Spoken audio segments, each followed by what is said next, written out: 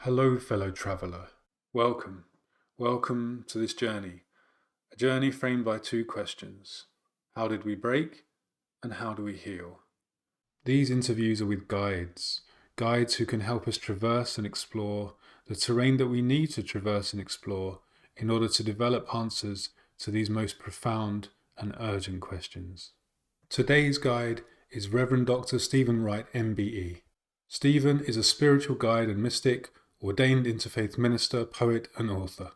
He works as a spiritual director and trustee for the Sacred Space Foundation. The foundation exists to serve those both suffering a spiritual crisis and those who seek spiritual support and guidance.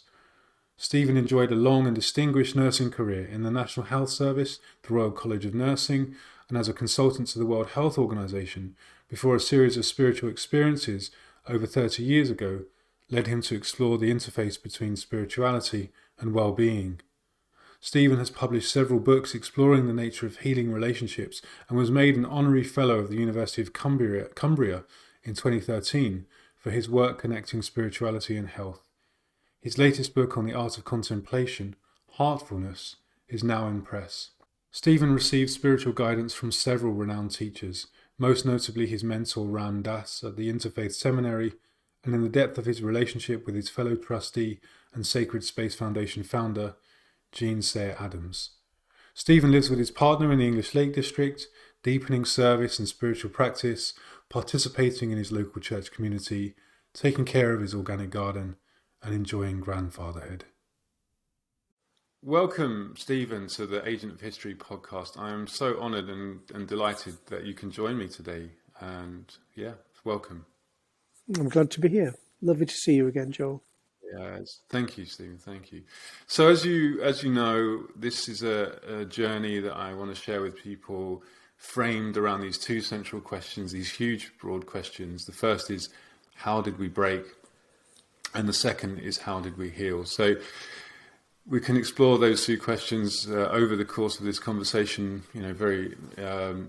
These two questions will structure that conversation loosely. But okay.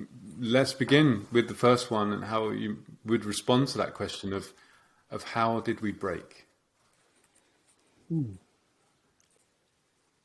Well, it's an interesting question. And of course, I go to, first of all, who is it who even asks that question? And what do we understand by breaking? And the many different theological perspectives down the ages would give an answer to that. But from my point of view, breaking is an ego concept. It's a notion of something, the whole notion of breaking suggests a separation, a disconnect, a pulling apart of something. So then I have to ask, well, what breaks? From my experience and understanding of the spiritual life of soul work, the soul, our essence, our beingness, our I amness, is not broken. It has chosen, if the right word, because that's a very ego concept word as well, to incarnate, to be here, to have an identity, to have a story. So, at a deep level, I don't think we are broken. I think what happens is, as we incarnate, as we experience a life as a person, as a functional personality, as an ego, we experience a sense of brokenness through that. We know what it's like to feel that brokenness because that personhood, that ego is experiencing that brokenness. We react by trying to drown the pain of that brokenness by filling the space with something else.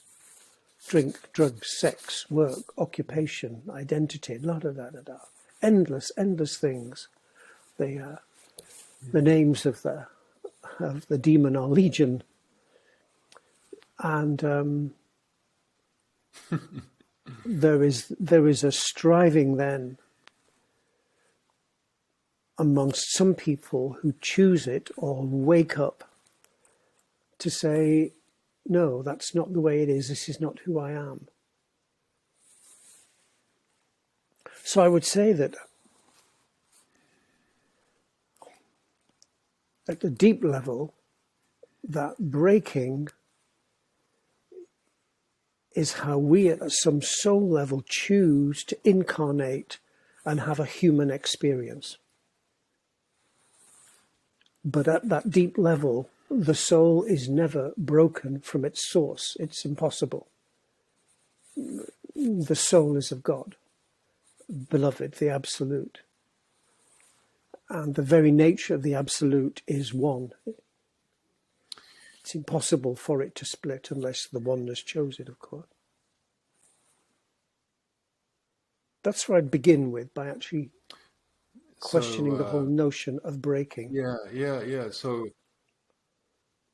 no, I think it's beautiful, and the beauty is because it's truthful for me, anyway, as I experienced it. And so it makes me wonder then that this word that I've chosen, and I think it's a fair word, because as you said, we do experience so much brokenness in ourselves and in as individuals and collectively, of course, and we also do a lot of breaking, if we can talk about kind of acts of violence in that way.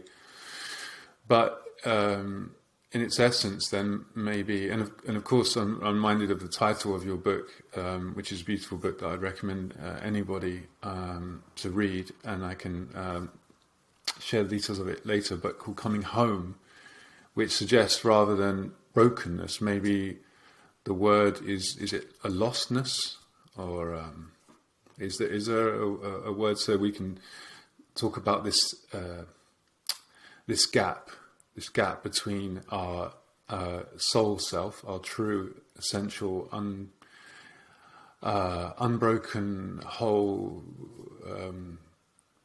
perfect self, and this and our egoic self. So is lostness a better term, and is it therefore? Because if we talk about lostness, then we can maybe talk about, as you say, setting up as a journey of rediscovery and remembering and return. Mm-hmm. If you look at the words used in much of the spiritual life, they're all repetition words. We discover, we take the cover off, a truth, our soul, our essence. We remember, we join again. We reconnect, we connect back to. We recognize, we know again. So there is something about the spiritual life that acknowledges there is some part of us that is never broken. There is that essence there that is in eternal connection with the absolute. And from that perspective, the one who's doing the remembering, the coming home, is the personality, the ahamkara, as the Hindus call it, that collection of stuff, the we who we think we are. And it's coming home, it implies a return to something. I would stretch it further and say, in that sense, in the spiritual life, we're always coming home. It is a permanent condition of endless remembering. There is there's no finishing point. It's part of the whole soul's creative process. So there is something that goes on, some dynamic at work between beloved soul and the creation in which the human, the ahamkara, is embodied, that sets up this quest for something. At some point, most of us, arguably all of us, get wake-up calls. We have moments in life when it's almost like we put our head above water and say, what's really going on here? What's this all about? Where is this going? What am I doing here? And for some people, that then sets in train a search that is sparked by, well, if this is not how it is, what is it? What is reality? Is this the only reality? So the coming home is a recognition of many planes of consciousness, many planes of reality, of which this is only one. And then, if that is taken further, the response is to wonder, well, what is my response to this reality? How do I live it? How do I live in the world while not being of the world, not being trapped by it? Well, and we'll explore those questions soon enough. There was two things that came to me before, which is one, which is maybe you could share something of your own personal journey, both in terms of your kind of awakening to this, but also the work that you do to help others who come to you, often in a state of what you call, well, not just you call, but the condition that is known as burnout. But before that, I would like to ask a question which is a more, I guess, theological. Well, it can be answered on every dimension, every level, as you suggested, but it's a question that relates to this idea of the soul incarnating, for want of a better word, out of choice, or there being a choosing, or there being an intention. An intention, perhaps, is a better word, for our soul to come in to this material realm. And so I wonder then, does it follow that this forgetting, because if the coming home is a remembering, then and a discovering, then there must be an initial forgetting or covering. Is that unavoidable? Is that is that just is an unavoidable part of our story that we must forget in order to remember? Is that Does that seem an unavoidable part of our journey? I think as a human being, unavoidable is an interesting word. There is, of course, the notion that some people never lose that connection. They're born as avatars. They are born divine. They never really lose that connection. But I would say, on balance, the response is yes, it's unavoidable, not in a sense of punishment or victimhood. Rather, it is a voluntary forgetting, a falling into something as a part of the whole cosmic creative process. To fall into forgetting, to remember, to create. There is, one spiritual perspective that the creation, the universe, will only come to an end when everything that can possibly be has been. And that's an awful lot of possibility. So do we as souls, as an aspect of the divine, agree with the divine, a kind of contract to incarnate in order to experience a life, in order to contribute to the fullness, the expansiveness of the divine being? Who knows? But from where I would see it is that some perspectives would see the soul incarnating even as a punishment. God sent you down to have a nasty human life because you've misbehaved. No, I don't. That's not a divine I know. It's not a beloved I know. I think there is something there about the soul as an expression of love, agreeing to participate in the vast possibility of the creation in some way. And because it's an expression of love, it's a bit like if soul and God have a conversation, and almost like God's thinking to God's self, oh, this is an interesting life. Here's a Joel Lazarus. Now this, I've just dreamed this one up. Anybody fancy doing it? So a little bit of God is agrees, you know, I'll go and try that one. So I'll go and incarnate, and then the beloved says, well, don't worry, you'll definitely come back. You know, it'll be in the contract. Don't worry. You may have, you know, you may experience this, but I absolutely guarantee it's in the small print. You'll come home when the time is right, and then you and I'll sit together in a conversation in eternity, and we'll talk about this wonderful story that was Joel Lazarus, or Stephen Wright. And so, I mean, that's kind of a amusing way to express it. But there is something in there about that. This is part of a vast creative process, an expression of love. So that if we agree, volunteer to forget in order to experience the joy of remembering, the fullness of the human experience, the fullness of the creative process.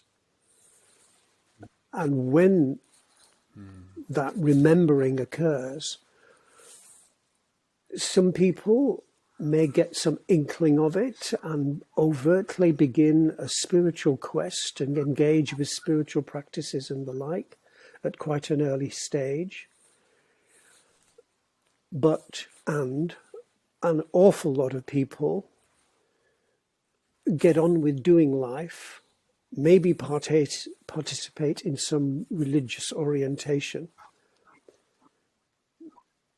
but I would suspect for a very large number of people, that waking up to source, to their origin, kicks in at some kind of spiritual crisis, when something happens that hits you between the eyes, literally makes you see differently at your third chakra, if you like, your all-seeing eye, that makes you look and say, hang on a minute, is this what it's really all about? Is this what it means like? And as you mentioned, a lot of the people that I work with are in burnout. They have other spiritual crises too. It can be something like being given a diagnosis of a terminal illness, or a bereavement, or facing prison, or divorce, something that really shakes your perception of ordinary reality and what you believe to be true about yourself and the world. Now, some people respond to that kind of crisis by, well, I'll do more of the same. I'll drink more, I'll work more, I'll find another relationship, I'll buy a new car. But some people, like myself, who experienced the particular spiritual crisis for me was burnout, was a real crash out of a highly successful professional career of ordinary reality. And I literally, one day at a conference, started passing out. They had to get me off the stage. And I was just whizzing around the world, being this big shot professional, speaking at conferences, doing all these things. And I literally crashed that day. And a consequence of that in the ensuing months was, what on earth was this all about? Why can't I function in this way anymore? What is this saying to me? And a very large part of me, that ego, personal part, no, get back on the horse, keep doing more. You know, get back on the plane, it's frightening, don't worry. Get back on the bike, you've fallen off, it's all right. But by chance, if chance it be, some, angels turn up in our lives, and they're not necessarily with fluffy wings. They are messages, chance encounters, a book, a TV program, or something like that, and you suddenly begin to read into it something a little deeper, some hint that then begins to encourage you. Like in my case, it was like a handbrake turn. Wow, I'm going this. Wow, no, it's got to go this way. And that was painful and challenging. What happens is you are being pulled by, drawn to a different center of gravity. Spiritual gravity, divine gravity. You're being pulled towards a completely different way of seeing yourself in the world, from the eye of the divine, from the eye of the soul, that says this far, now this. And for most of us, that shift from worldly gravity to spiritual gravity is frightening, painful, exciting, joyful, and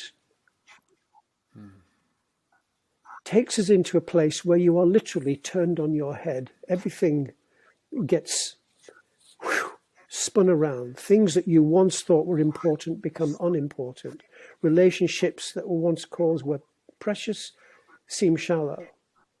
Things that you once thought trivial become important.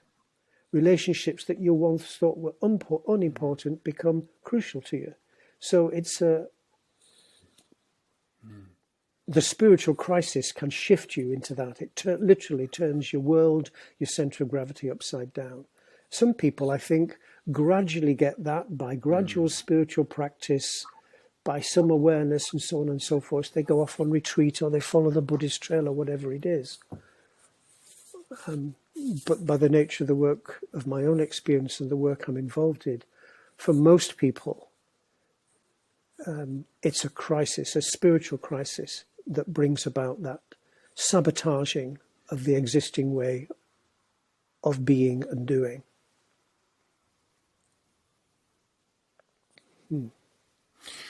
It seems to me, listening to you, that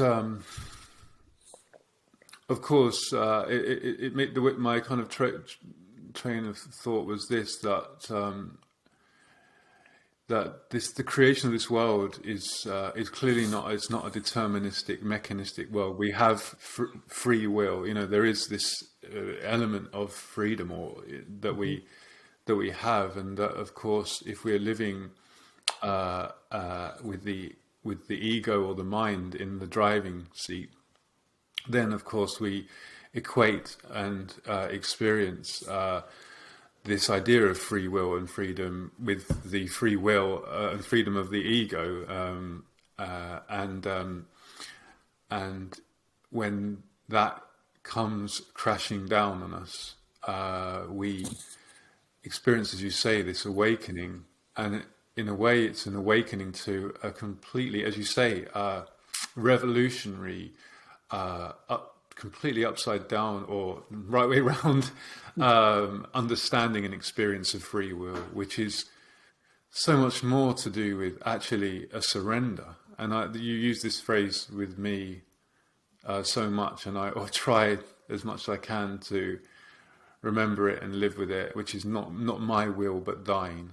And so the word will there obviously is an expression of a freedom, of an uncertainty. This is in quantum terms, a probabilistic world of, and so it remains that radical freedom, but instead of an egoic will, an egoic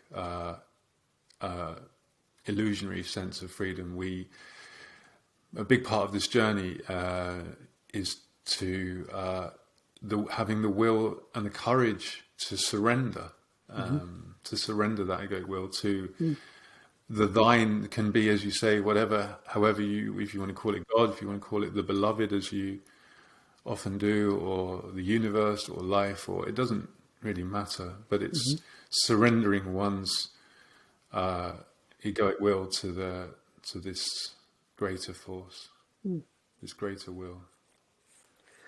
You brought, Joel, some other interesting words in that are common in the spiritual life, and they're frightening ones. Surrender, annihilation, ego death, giving up, blah, blah, blah. So, those are common words found in the spiritual life,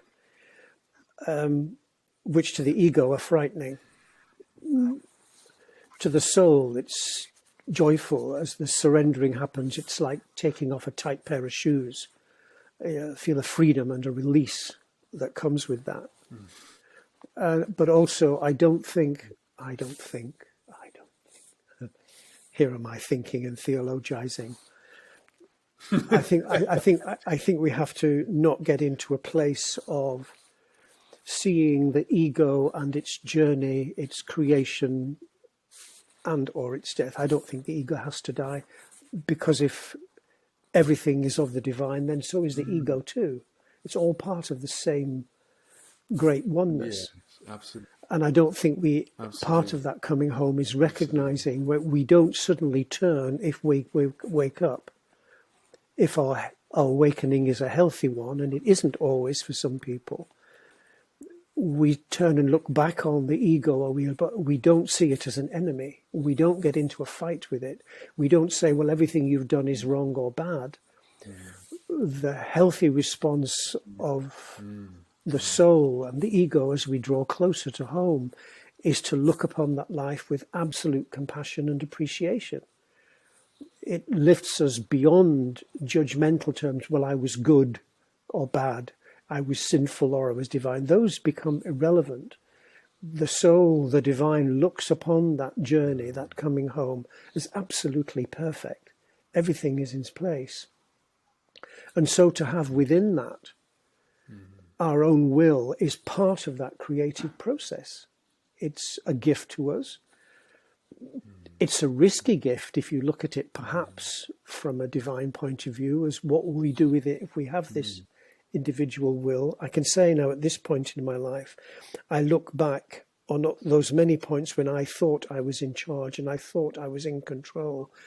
I'm much less certain about that now, and I'm very comfortable with that. But it is true that part of the spiritual life brings us to a point where it's not passiveness, giving way, abnegating participation and responsibility. It is a recognition of the power of the divine that is at work, and that prayer which we use in the Kentigan school, it's the foundational prayer of the school, which is "Thy will be done." And that doesn't mean we all sit back and just assume God will take charge of it. We are part of this creative process too. We are part of this world. And we can make choices now about how we participate in it. Fuller choices, more healthy choices, more aware choices, simply because we're more aware through the spiritual work that has aided the unbreaking. If that unbreaking is fostered, that return to wholeness, holiness, of course, are closely related. How do we do it? I would reduce it to a simple phrase: prayer and fasting. Prayer, we turn once more to the very source of life itself. We go beyond our understanding of self as ego into our very I amness and the source of that I amness. Prayer as relationship, not necessarily asking for things. And fasting in the sense of not just food, but a willingness to forego things that get in the way of that relationship fulfilling itself.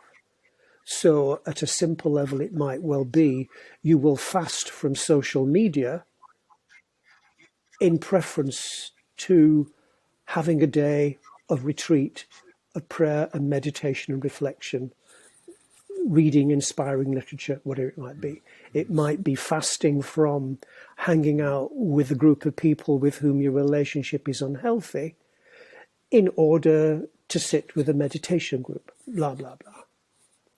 So prayer and fasting are the primary ways of sustaining that return, deepening it, taking us where it wants us to go. Well, maybe we could explore these. Maybe we could explore these more, because we feel like it feels like we're moving into this territory of the second question of how do we heal, and we've obviously interrogated whether that's the right word, and maybe it is the right word on one level, and on a deeper level, perhaps it's not particularly accurate. But a journey of coming home, and as you say, there are these two central elements of prayer and fasting, and I'd like to ask you more about your understanding and practice of prayer in its broader sense.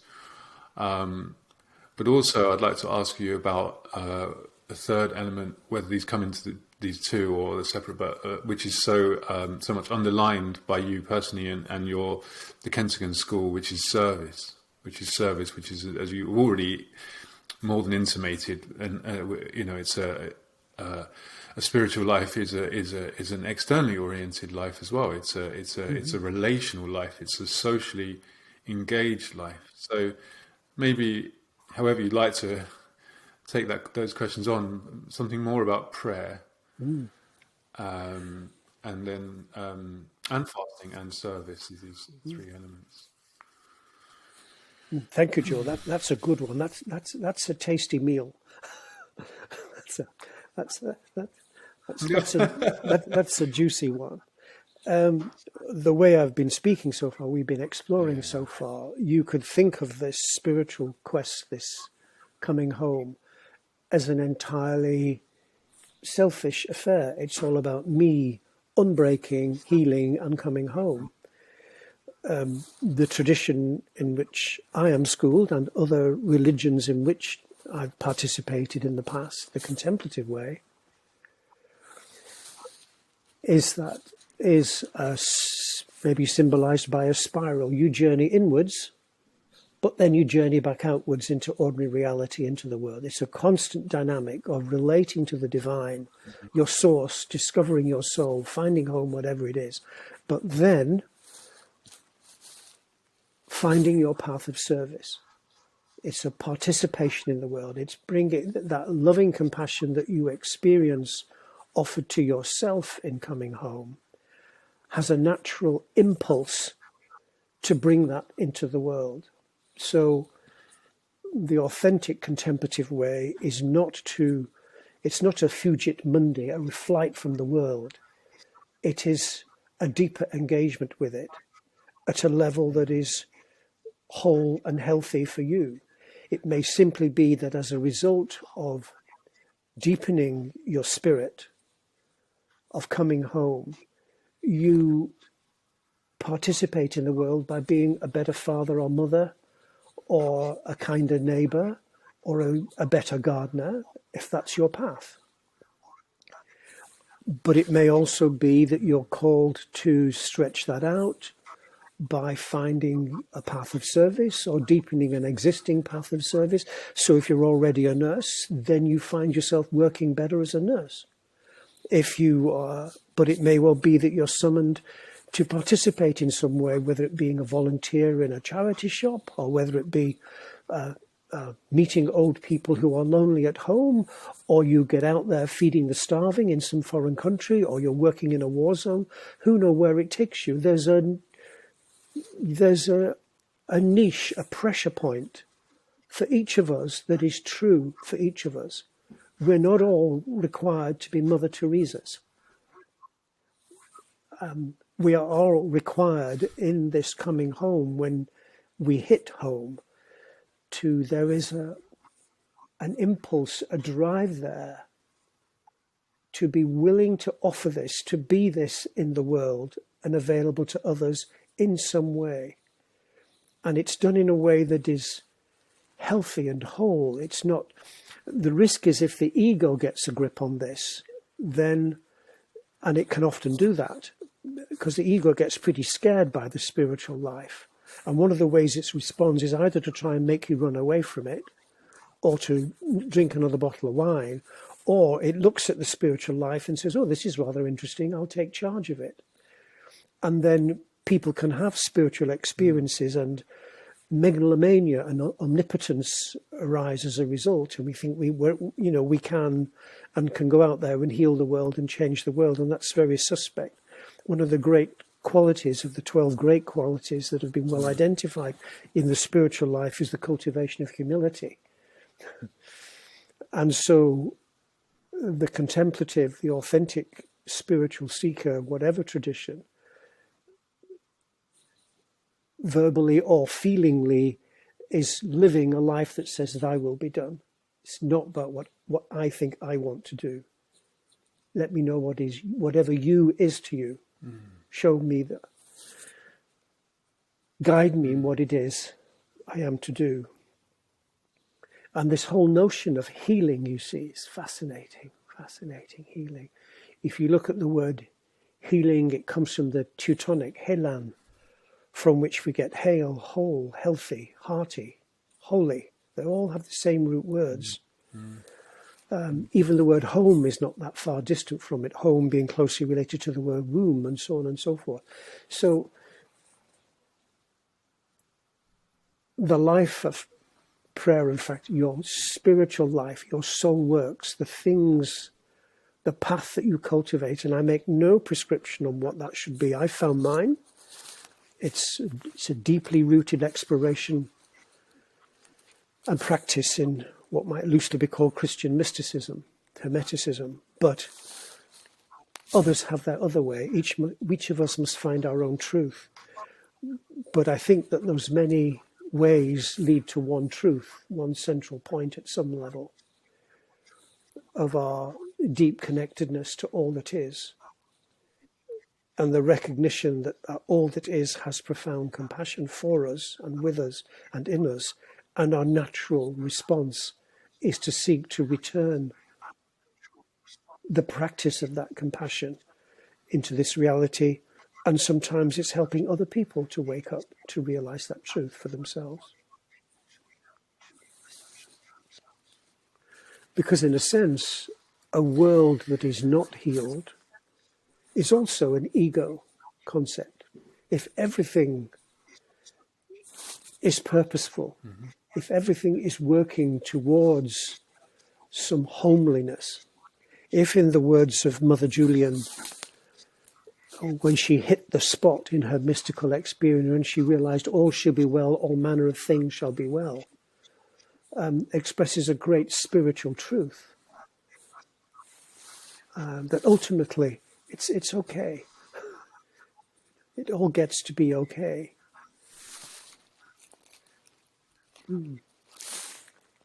When we're grounded in this reality, stuck in it, trapped by it, all we see is good and bad, evil,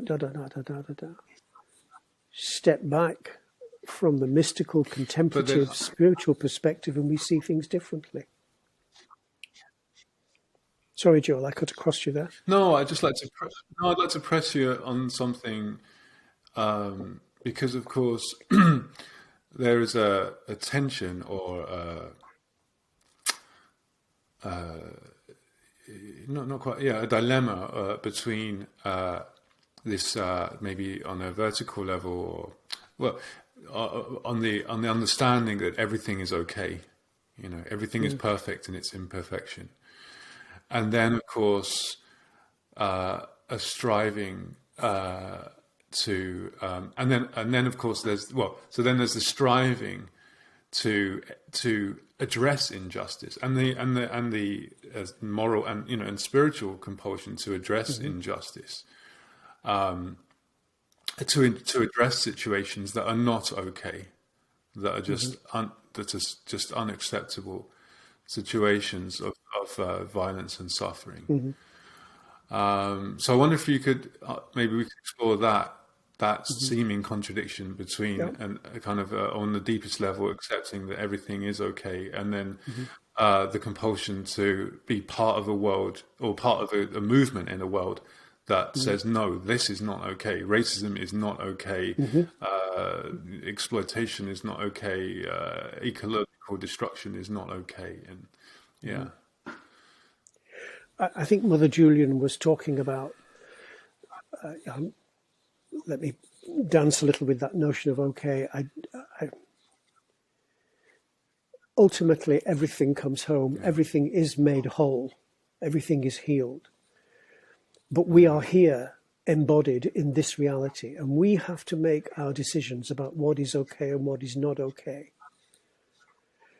And arguably, a deeper perception of reality of the spirit enables us to discern more clearly what is and isn't okay. I'm reminded of the Lord Krishna's, in the Bhagavad Gita's, advice to his pupil Arjuna, when he says, you do what you have to do, to even going to war, but you don't put anybody from your heart. You don't close your heart to anyone. So it's part of the spiritual life is keeping an open heart and also not being attached to an outcome, recognizing your part in it. I do nothing in the Tao. I do nothing and nothing is left undone. And so, yes, we participate in this reality. We see from our natural human response from our heart that which is wounding and hurtful, and we seek to address it while holding in our hearts the recognition that beyond me and this reality, it will be made right. It's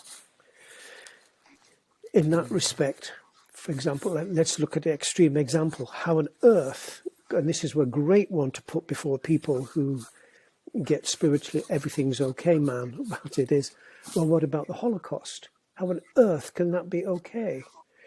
Well, the answer is it isn't, and it wasn't. But when we go deep into spirit and we know nobody really dies at some deeper plane of consciousness, eternity, whatever you want to call it, those people did not die. But that then brings us the great spiritual challenge. Well, what about the perpetrators? Where are they? What happened to them? Are they burning in some other kind of hell? These are profound questions. But, this ordinary plane reality, I remember when a certain president was elected about 4 years ago, just over 4 years ago, and I happened to be amongst a group of people who were learning about the spiritual life, and they all arrived that day, 2 of whom were Americans, full of despair that this man had been elected to be president of their country.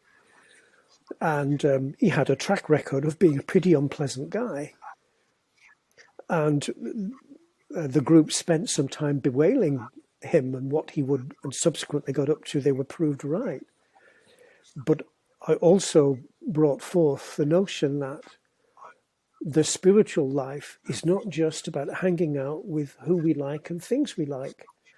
That the gift, if that's the right word, of this particular president was, if you believe in your tradition that your role is to know and cultivate love and compassion, to be the divine in this world, then try it with somebody like that. So that particular president was a great gift to those who believe they have spiritual authenticity. It's very easy to be loving and compassionate and want to serve the homeless person in the street, the patient who's been abused and failed by the medical establishment, whatever it might be. Try bringing that same love and compassion to the abuser, to the one who made the person homeless. That's arguably where the real deep spiritual practice lies. It's very easy to be compassionate towards the babies that were slaughtered in Bethlehem. Can we be compassionate towards Herod who ordered it? You get my drift there. So the spiritual life is not just, the authentic spiritual life is not just about let's just have a nice sugary saccharine time and just envision beings of life and get light and get to heaven. It's getting down into swampy lowlands of ordinary reality, of the dark recesses of the unconscious, and bringing that into the light. That's work. And that, that is a really important territory to explore with you, actually, because this question of how do we heal, as you say, is not just about turning to what they call now the blissing out and the spiritual bypass, I think is the phrase of the day, where we just experience kind of higher states of consciousness that where everything melts away and it's all one and everything like that. That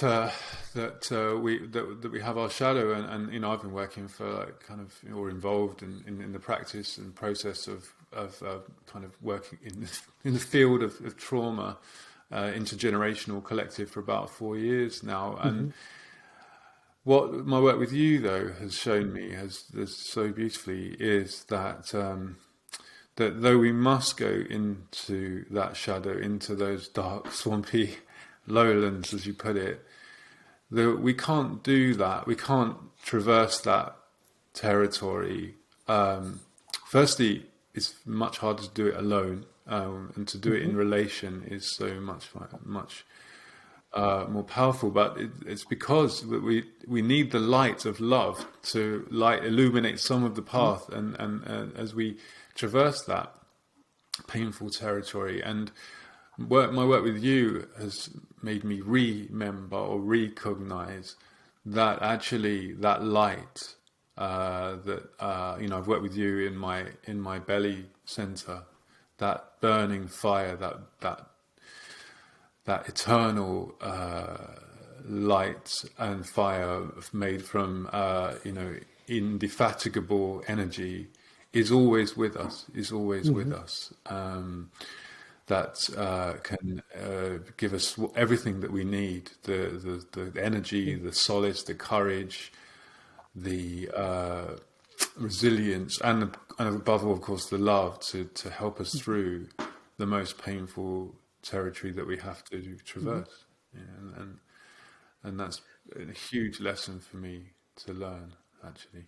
I think that's really important to emphasize. There's not really a question there. No, there's a truth there that needs to be brought out, that several thousand years of human experience of spiritual awakening has taught us the healthy ways to pursue that awakening, that for most people it is not a solitary pursuit. In fact, it's even questionable as to why someone gets off on, I can do this on my own. Because very few people, and I haven't met one yet in 40 years of working in this and meeting some remarkable teachers in my time, blessed with some really wonderful teachers. All of them have had really quite challenging, broken stories, and none of them would have been where they were had they not adopted, embodied certain approaches in their life that were essential to their healthy awakening. They needed a soul friend, a spiritual director, a guru, a guide, a teacher who walked the path before them and who loved them enough to be able to say, hang on a minute, you're losing the plot here, watch what you're doing, or how wonderful, let me encourage you, or look at this. You need a soul community, groups of people with whom this can be shared. You get this, for example, if you're in an AA meeting, you might get this at church or in temple or mosque or synagogue or wherever it might be, or your meditation group, but there are people who are overtly spiritually seeking who share the journey with you. You can say, hang on a minute, you might be losing the plot there, or, oh, well done, carry on. Thirdly, there is the soul foods, the things that we need to sustain and encourage. It can be literally food. It can be things like watching what you put in your body, the toxins that are, but I also think things like poetry, music, the arts, scripture, all these things that literally feed the soul and encourage it onwards. And lastly, the soul works, the things that we do to encourage this healing, encourage this reuniting of ego, soul, the divine, the healing, the becoming one again, meditation, prayer, going on retreat, tai chi, yoga, millions of things are available to us according to our tradition. So, I mean, those things are well embodied and identified in the literature and in the human story that says, this has been tried and tested. For most of us, these are things we need if we are to awaken safely in the sense of not allowing this stuff to get distorted by ego agendas.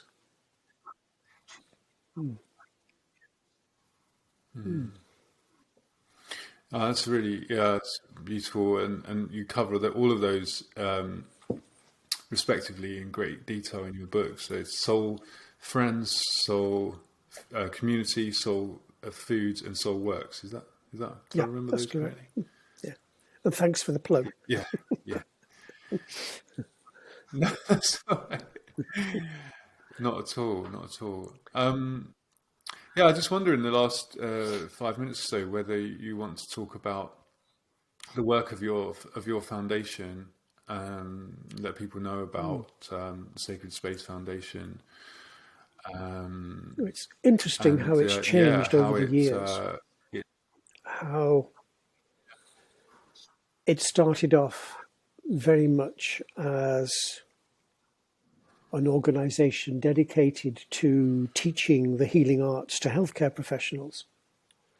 The perspective at the time, 30 odd years ago, was that healthcare was becoming clinically and technically rich, but spiritually poor. And there was a need to restore the value and the practice of healing in its many dimensions, including the use of the hands to help and heal. And so we began a teaching program on a practice called therapeutic touch and taught thousands of doctors, nurses, and others about therapeutic touch and how to be more sensitive to the use of touch as a process of healing. But what happened was, as we got more and more engaged in that work, we realized very large numbers of the people coming on these programs were broken. They were wanting to study healing because they were looking for healing themselves. They were exhausted, they were tired, they were burned out, they were lost, so on and so forth. And they were having profound experiences on those courses of feeling more at peace and at home. They were seeing something that they needed for themselves. And so that took us then into expanding the program, the opportunities, into creating residential retreats where people could come and overtly explore their spiritual life free of a particular doctrine or religious dogma. We don't do that. We don't proselytize at all. Each of us who works for the foundation has our own spiritual life direction, and we don't say you've got to follow what we do or do what we do at all. But that meant that we began to open it up to all kinds of people now come seeking more overtly the spiritual life from all walks of life, all backgrounds. They're not necessarily crisisy, when it's kind of a longer continuum. There's some who are just opening up, spiritually seeking. They're in quite a gentle place. They're inquiring. They've maybe run dry of the particular region they're involved in and are looking for something more. The other extremes are people who really are crisisy, who have just been given a diagnosis of terminal illness or are facing divorce or a burner, and they say, what, help me, what's this all about? Help me make sense of this. I'm feeling alone, cold, disconnected, all the things that we are. And they're all looking for the same thing, home. However they experience that, it's not up to us to say. It's looking for that relationship with the absolute, the divine, themselves, the I am, nature, the universe, whatever they want to call it. But they want to feel at home in themselves and in the world. And that really has become our job over the years, to help them find that. We don't tell them where it is or what it is. Our job is just to help point the way.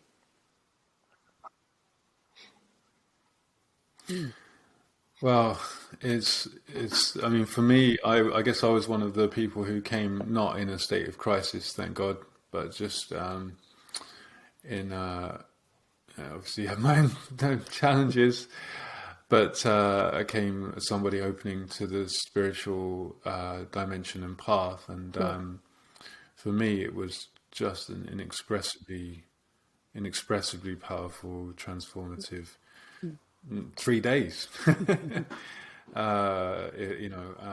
the serene beauty and searing heat of the Lake District. We arranged it for you time, if specially. you remember. I just think Yeah, that yeah. It doesn't I usually get want to like say that something about in that rural too. Cumbria. Just as you, as people who come on retreat, anybody who works in this realm will tell you, yes, people will say, I've gained from it, I've learned from it, my heart is opened, whatever it might be. But we gain too. There's a mutual process, the joy of being with people. And we happen to live in a beautiful landscape. And I think that's part of it. Yeah, Beauty is part of the awakening, lifts out. But in your point yeah, about, you're not being in spiritual yeah, crisis, in my view, yeah. everybody is in spiritual crisis in the whole world, which means there's only two types of people, those who acknowledge it or Sure, those who are in denial. sure. Yeah, absolutely. And just on that note of the beauty of the natural beauty of the environment, I had revelations or discoveries um, that were absolutely, provoked by or engendered by an experience of the natural beauty. I can see still now, a narrow river, or kind of rivulet, and kind of the realization that if we are like a large pebble or rock on the surface, trying to, with all our energy and might, trying to like stop the flow, and if we just surrender and dive into the river and just allow ourselves to be carried with the flow, and then how much faster we move anyway, and with such less effort and so much more dynamism and efficiency and agility, and that's one of the images. And actually, I made a video that I've been making public that's totally inspired by the Sacred Space Foundation site on the Divine Feminine, which is all about the natural images. So it's a huge part of it. Yeah, the aesthetic, you're right, is part of it. There's no doubt that being surrounded by beauty is part of that soul food. And for most of us, for all of us, I think at some point that is an essential. Maybe at some point, as we deepen our spiritual life, we can see the beloved, not just in the beautiful view that I see out here, the trees and the sheep and nature and everything, and the red squirrels climbing over the gutters, but also can you see the divine in that pile of crap in the street? And that is part of the deepening of our spiritual practice, that we can see that somehow it's all part of the one. But there's no doubt that for most of us, that actually that crap in the street probably wouldn't be there if we were all attuned to being at home. People who really get the spiritual life, who what I would say would follow the contemplative way, they don't become murderers or abusers. They don't want to destroy the planet. They don't want to mess things up. They don't want to control other people politically. So there is something amongst those who spiritually awaken. It's not only good for us, it's good for the creation as well.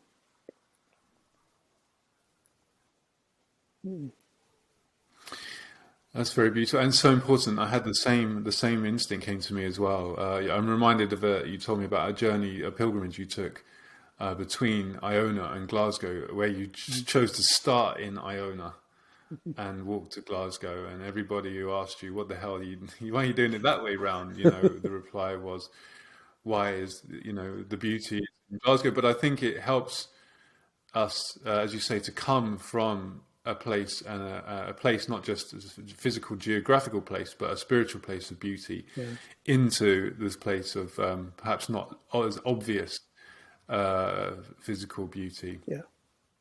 Just 2 days ago I had an incredible realization rummaging through the contents of a black rubbish bin.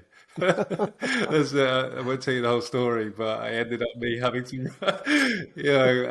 and it was, I found, firstly I found what I was looking for when I stopped looking for it. And second, I found a great deal more. from looking at having to rummage through that bid. Yeah. Um, There is the Buddhist story of the monk who received enlightenment by watching his own turd get flushed down the pan. Now, obviously you did it in a black bag, but that's fine. You don't know where. And I think for a mark of our mature spirituality is when we not only experience the divine in the beauties of nature, but we can go out there where the bombs are going off and where the earth is cracking and where the starving are, and we can still be with the beloved, know the beloved, even in that place as well. Well, that's such a rich conversation, and so much there to learn about the nature of our journey home and how we resource ourselves for the journey home, and just yeah, thank you so much for sharing that and for Thank all you, you do. It's a beautiful work that you do, and I know how much it nourishes you to do it as well, which is wonderful. So, thank you so much for your time. Bless you. It's Thank been you, a my joy. friend. Thank you. Appreciate being with you. It's lovely.